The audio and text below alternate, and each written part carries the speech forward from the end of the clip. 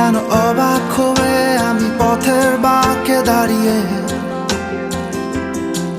তুমি জোছনা হয়ে একা কোথায় বলো হারিয়ে।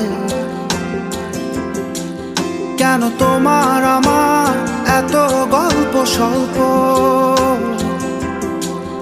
আজ হঠাৎ করে কেন হলো সবই অল্প। দেখো দূরের আকাশ একা কাঁদছে তোমায় ভেবে,